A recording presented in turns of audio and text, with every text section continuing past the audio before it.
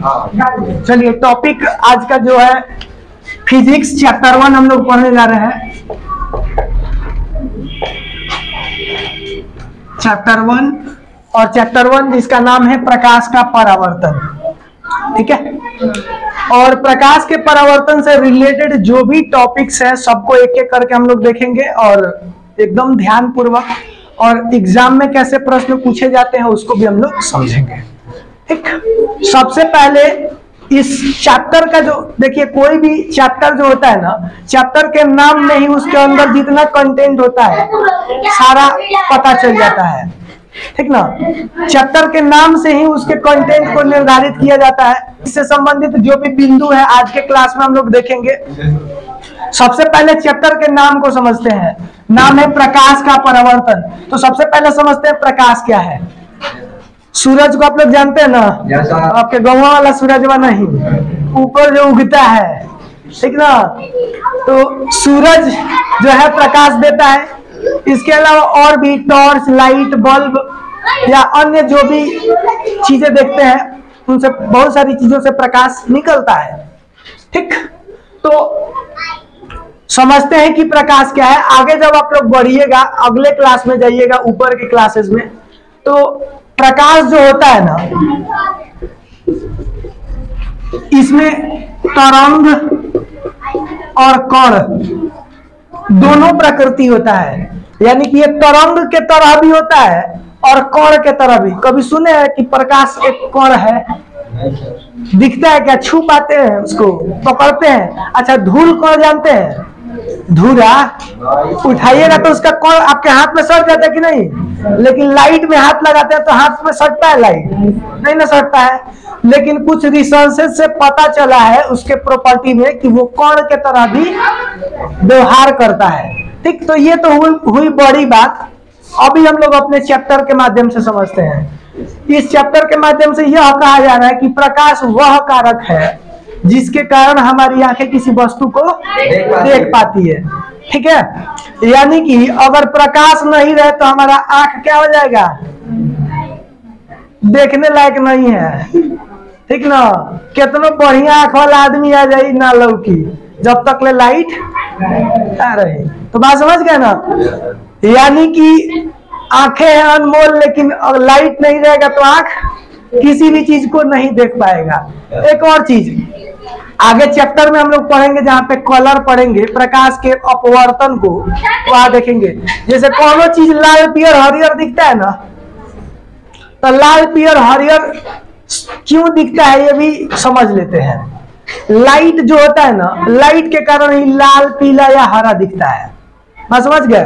जैसे कि किसी भी वस्तु पर प्रकाश पड़ता है तो वह वस्तु सभी, अभी एक टॉपिक है प्रकाश का प्रकीर्णन।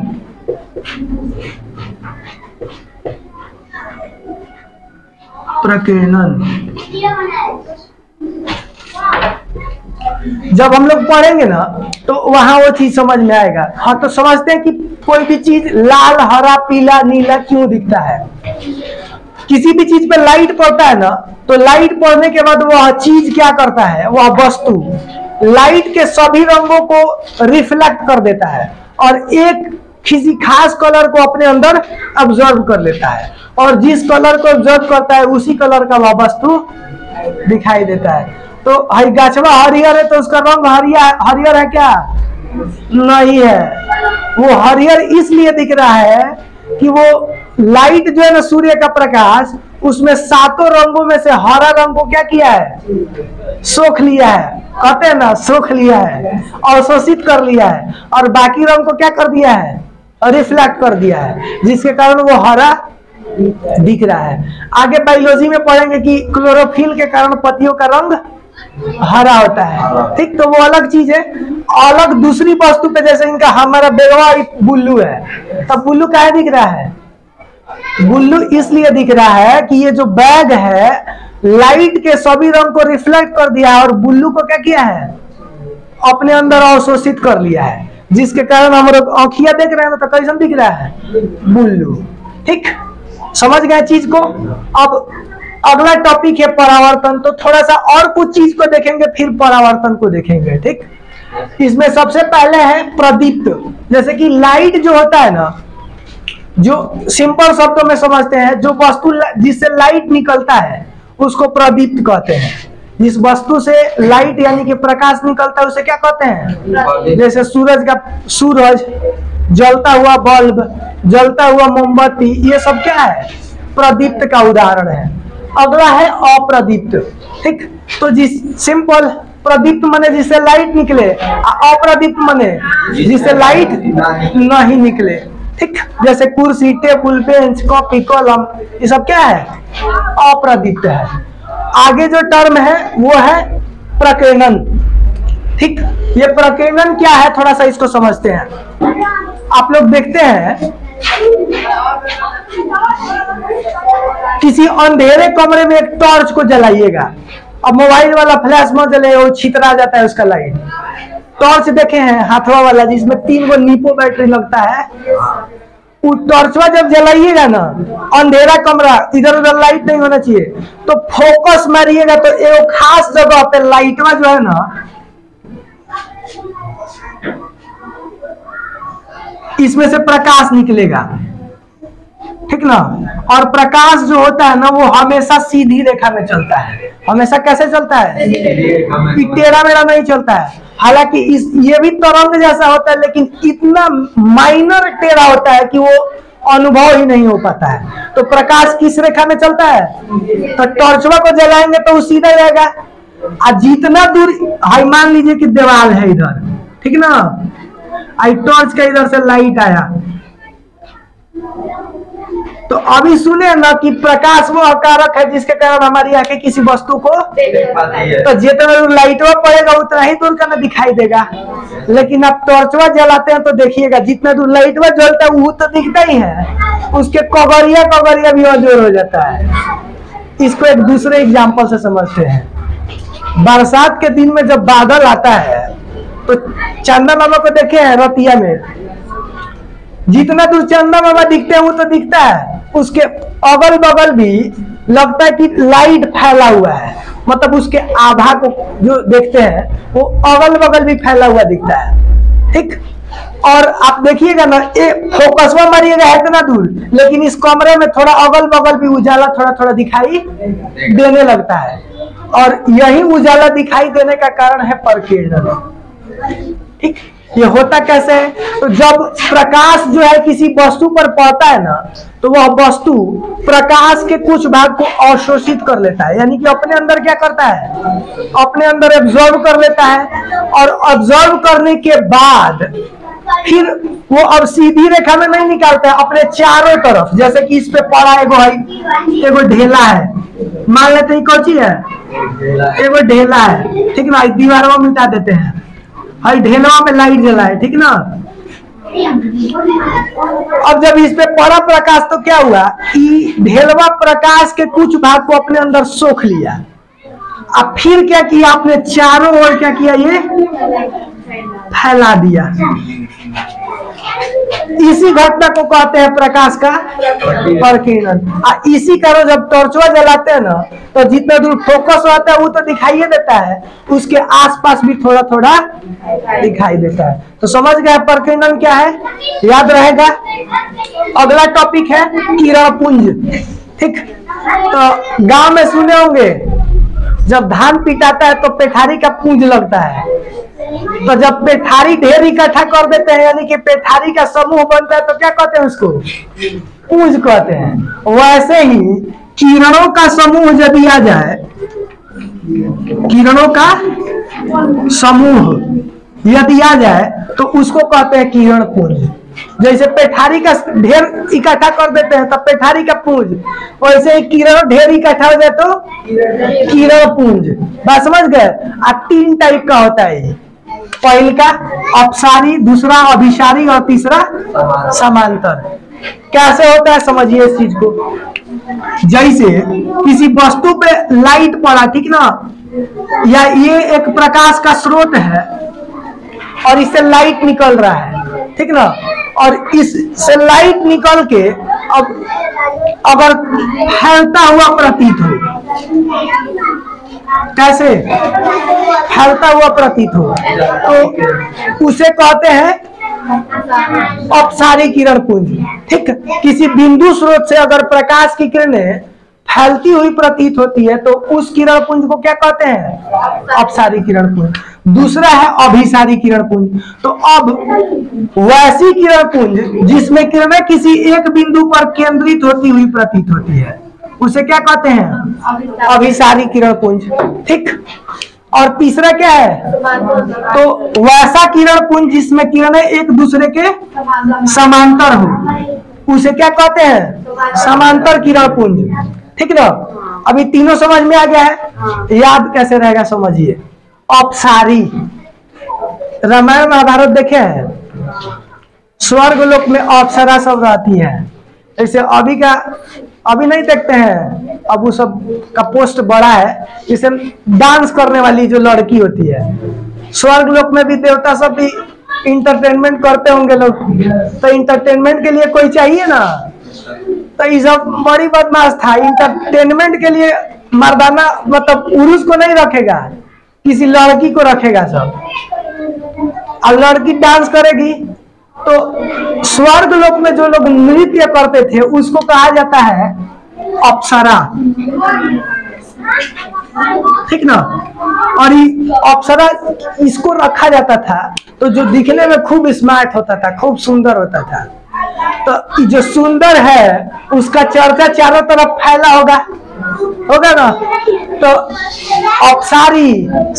अप्सरा से बना है क्या चीज? अपसारी। तो अप्सरा का चर्चा चारों ओर क्या होगा? तो वैसा किरण पुंज जो किसी बिंदु स्रोत से फैलती हुई प्रतीत होती है उसे क्या कहते हैं? अपसारी किरण पुंज कहते हैं। ठीक है, दूसरा क्या है? अभिसारी किरण पुंज। पॉज करेगा वीडियो, कोई सब मानेगा नहीं, हल्ला सब आएगा उसमें। हो गया, चलिए अगला है अभिसारी किरण पुंज। अभिसारी किरण पुंज में क्या होगा कि अब वैसे किरणों का समूह जो किसी एक बिंदु पर क्या हो? केंद्रित होती हुई प्रतीत हो, उस किरण पुंज को क्या कहते हैं? अभिसारी किरण पुंज कहते हैं। समांतर माने होता है पैरेलल, माने एक दूसरे के समांतर, ऊपर नीचे। हाँ समझ गए ना? तो तीनों कंप्लीट है। अगला टॉपिक है प्रकाश का परावर्तन। तो प्रकाश का परावर्तन का मतलब होता है प्रकाश जब किसी सतह पर पड़ता है और वहां से टकरा के वापस लौट जाता है, इसी घटना को कहते हैं प्रकाश का परावर्तन। तो कितना सिंपल है, प्रकाश का किसी सतह से टकराकर वापस लौटने की घटना को क्या कहते हैं? प्रकाश का परावर्तन कहते हैं। ठीक, अब प्रकाश का जो परावर्तन होता है उसमें कुछ बिंदु है। अब मान लेते हैं कि एगो शीशा लेते हैं एनक, ठीक ना, और शीशा पर क्या डालते हैं हम लोग? प्रकाश। इधर से एगो लाइट आ रहा है, ठीक, और लाइट पड़ेगा तो देखते हैं ना कैसे, अच्छा कोनो घड़ी पहना होता है खूब चमकाता है, देखिएगा। तो होता क्या है, तो जब उस पर लाइट पड़ता है ना तो लाइट उधर से टकरा के वापस लौटता है। जिसे जैसे घुमाएगा ना वैसे वैसे चलता। क्लासवा में खूब बदमाश होता है, सब चमकाएगा, सब देखेगा, धर गया ना एकदम चमकाएगा उसी के मुंह पे कि ताक दे जल्दी। और क्या होगा, एगो दर्पण ले लिए है शीशा, अब हेमे से लाइट डाल रहे हैं, ठीक ना, और लाइट डालेंगे तो टकरा के क्या होगा? वापस लौटेगा। ठीक,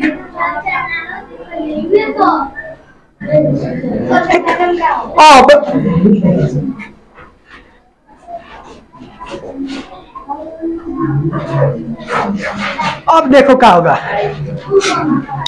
कुछ इसमें बिंदु है जैसे कि आपतित किरण, आपतन बिंदु, अविलंब और परावर्तित किरण, ठीक ना,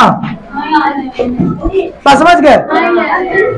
अब क्या होगा कि देखिए ये यहाँ तक नहीं आ रहा है, तो नहीं आ रहा तो इसको मिटा के ऊपर का पहले ही ना बोलना चाहिए, हाई को मिटाते हैं फिर हम लिख देंगे। यहाँ तक आ रहा है ना? भाई क्या है? दर्पण है।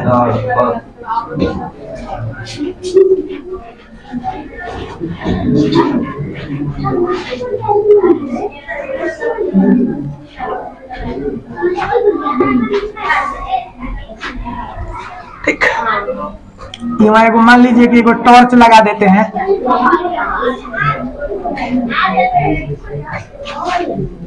इसी में से क्या निकल रहा है, एगो बॉटम है, ठीक है, एगो दर्पण है और इधर से एगो टॉर्च से लाइट बार दिए हैं, ठीक ना।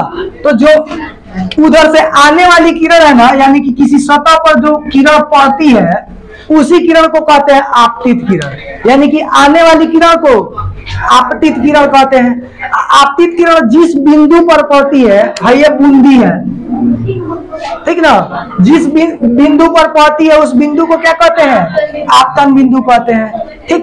अब टकराएगा तो टकरा के लौटेगा, ठीक। तो जो आपतन बिंदु से टकराने के बाद जो किरण लौटती है उस किरण को कहते हैं परावर्तित किरण। क्या कहते हैं, ठीक। आपतन बिंदु पर एगो खारा लाइन खींच देंगे, सीधा सीधा लाइन, तो उस लाइन को कहते हैं अभिलंब। क्या कहते हैं, बात समझ गए ना। तो ये चारों समझ में आ गया है। अब अगला टॉपिक है परावर्तन का नियम, यानी कि किसी सतह पर जब प्रकाश पड़ता है तो टकराने के बाद जो लौटता है उसका क्या रूल है, लौटने के लिए क्या नियम है, ठीक। तो नियम है कि प्रकाश के परावर्तन का पहला नियम कहता है कि आपतित किरण, परावर्तित किरण और आपतन बिंदु पर डाला गया लंब, ये जो तीनों होता है ना, तीनों एक ही समतल में होगा। तीनों कहाँ होगा, समतल माने होता है प्लेन, हाई प्लेन है ना, तो तीनों कहाँ होगा, एक ही समतल में होगा, ठीक। दूसरा नियम कहता है आपतन कोण जो होता है ना वो परावर्तन कोण के बराबर होता है, ठीक। यानी कि आपतन कोण को सूचित किया जाता है आई से और परावर्तन कोण को सूचित किया जाता है आर से, ठीक। यानी कि आई जितना डिग्री का होगा, यानी कि आई 60 डिग्री का है तो आर भी कितना डिग्री का होगा, 60 डिग्री का होगा, ठीक। बात समझ गए ना। यानी कि आपतन कोण परावर्तन कोण आपस में क्या होते हैं, बराबर होते हैं, ठीक। ये था परावर्तन का नियम, समझ चुके हैं आप लोग। अब अगला जो टॉपिक है वो है दर्पण। टॉपिक क्या है, दर्पण। तो दर्पण क्या है, आप लोग घरवा में शीशा देखे होंगे, वही तो है दर्पण, ठीक ना। तो दर्पण का डिफिनीशन जनरली नहीं पूछा जाता है, लेकिन समझ लीजिए क्या है। तो दर्पण किसी कांच का वह टुकड़ा है जिसका एक भाग कलई किया गया हो, यानी कि एक भाग पीछे से रंगा हुआ हो। शीशा फोड़ के देखिएगा, पीछे वाला रंगा रहता है और अगवा वाला नहीं रंगा रहता है। तो दर्पण किसी कांच का वह टुकड़ा है जिसका एक भाग रंगा हुआ हो, ठीक। दर्पण देखा जाए तो दो टाइप के होते हैं। पहला होता है समतल दर्पण और दूसरा है गोलीय दर्पण, ठीक ना। अब समतल दर्पण वह दर्पण है जिसका परावर्तक सतह होता है, यानी कि परावर्तक सतह मीन्स जहाँ पे पड़ के लाइट रिफ्लेक्ट हो। बात समझ गए ना। परावर्तक सतह मीन्स जिस पर पड़ने के बाद लाइट वापस लौट जाता है, उस सतह को क्या कहते हैं, परावर्तक सतह कहते हैं, ठीक। और जिसका परावर्तक सतह प्लेन हो, समतल हो, उसे समतल दर्पण कहते हैं। क्या कहते हैं, ठीक। अब दूसरा है गोलीय दर्पण। तो गोलीय दर्पण वह दर्पण है जिसका परावर्तक सतह किसी खोखले गोले का एक भाग हो, जैसे हई है गोल, ठीक ना, क्या है गोल, कैसन गोल, खोखला गोल, भीतरी कुछ ना हो, गेंदा फूटल बता देख ले बड़ा, तो अंदर में कुछ रहता है, नहीं रहता, तो वो खोखला रहता है। वैसे ही वैसा गोल शीशा जिसका मतलब जिसके अंदर खाली हो, पूरा मतलब कांच का ढेला ना हो, ठीक। अब देखिए ये जो गोलीय दर्पण होता है ना, ये दो टाइप का होता है। यहाँ से बीचवा में से हम थोड़ा सा मिटा देते हैं, ठीक ना।